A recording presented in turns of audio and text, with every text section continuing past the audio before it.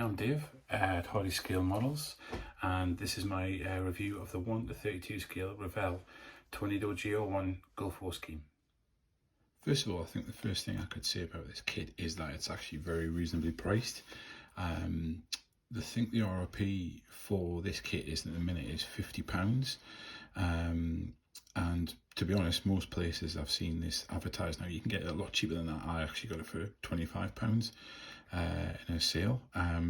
So for the model that it is, and it is quite a big model when you finished it, it's actually very good value. It is quite detailed. It could be better. There's a few parts of the model that weren't particularly well put together. There was a couple of fit issues, particularly with the tail fin, when you had the tail fin on.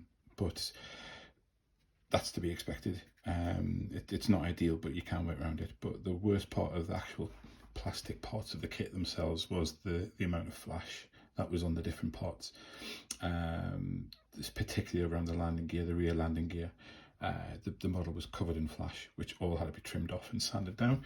The instructions, typical, very straightforward Revell instructions, giving you all the colours that you need, and obviously the parts that you're going to be using, the parts that you don't use, and the instructions are fairly straightforward, quite easy to follow, and you could build this kit quite quickly, I think, if you wanted to.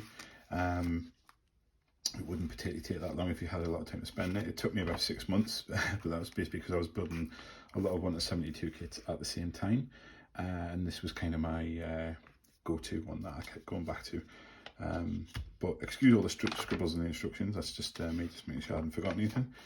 And then with the kit you get 2 choices for a Decal scheme, both from the Gulf War obviously. You have the first scheme, which is known as the Foxy Killer, due to the nose art that was used during the Gulf War, the first Gulf War. And then you've got a second one, which is Nikki, and she's painted on the nose cone of this one. And both of these aircraft schemes saw action in the Gulf War in January 1991, 30 years ago last week, I believe. With this kit, I was originally going to brush paint it, hand paint it, but I really didn't fancy the idea of that, with it being such a big kit, and it's hard enough to brush paint a kit and hide the brush marks, particularly on such a large model. It was going to probably be a little bit too difficult. It would be constantly thinning down the acrylic paint that I use and repainting it, lots and lots of coats, and I really didn't want to go down that route, but I didn't have an airbrush. So the way I decided to go about painting this was I primed the whole model once it was built with Tamier's grey surface primer. Obviously I'm not being paid to produce to promote any of these products, but this Tamier is my go-to for paint. I prefer using it. Find it very easy to use, very easy to clean, and there's a good range of colours. It's not, they don't have the range of colours as say like Humbrol, which is why I had to specifically choose a can of sort of paint for the desert pink scheme that was as close as I could get to it without having to start mixing and matching and blending paint. So primed the whole model with this, the surface primer, and then this is the paint that I used for the fuselage. This is Tamier's TS46 light sand. It isn't an exact match of the colour scheme that was used on these aircraft in the Gulf War.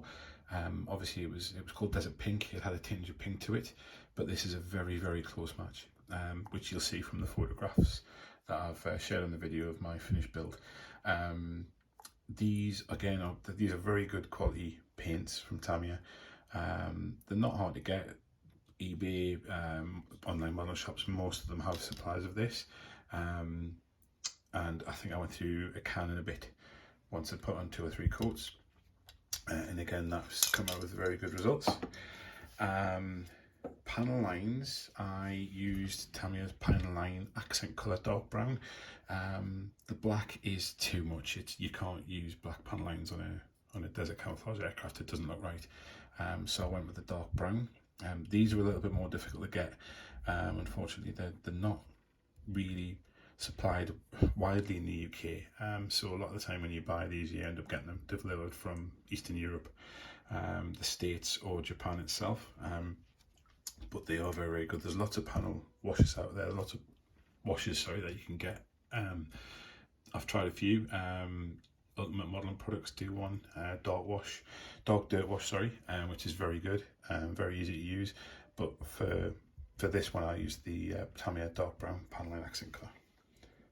And finally, for the engines, wanted obviously a metallic paint, and I used this one, which was Ammo MIG's burnt iron jet exhaust,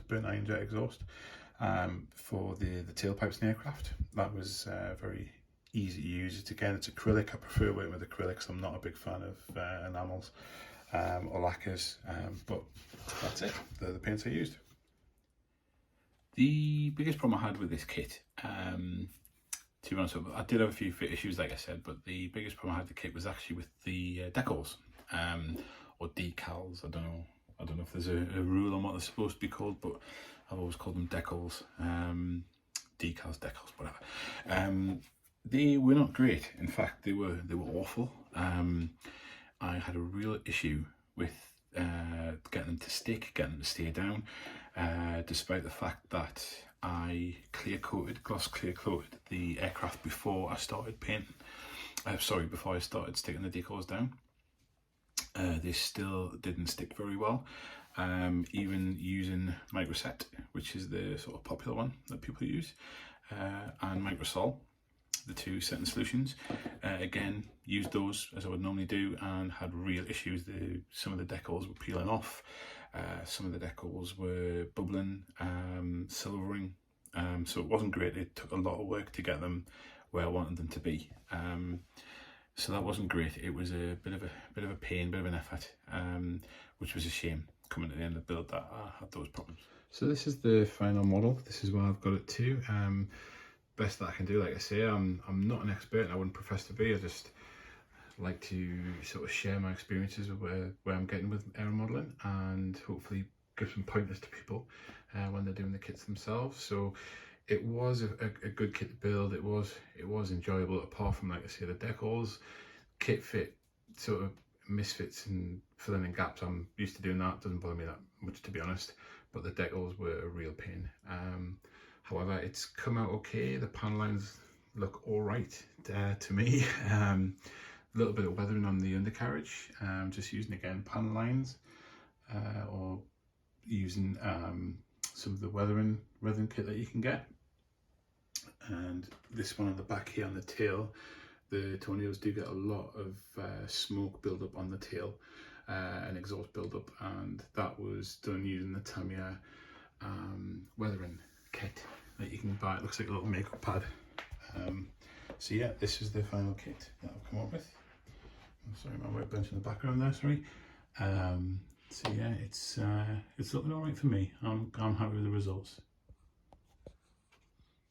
So would I buy this kit again? Yeah, I would, to be honest. I now have an airbrush, so I feel make a better job of the paint job anyway, and be able to mix the paints to get a much closer match to the Desert Pink scheme. I may well do that in the future. Like I say, these models the RRP is £50, but I haven't seen one on sale for £50 for quite a long time. They tend to be a lot cheaper, so never say never. I might end up doing another one. But thank you for watching the video, if you made it this far, and don't forget to subscribe. And I'm looking to hit my 10th subscriber, big timer. So yeah, please subscribe, and thank you for watching. Take care.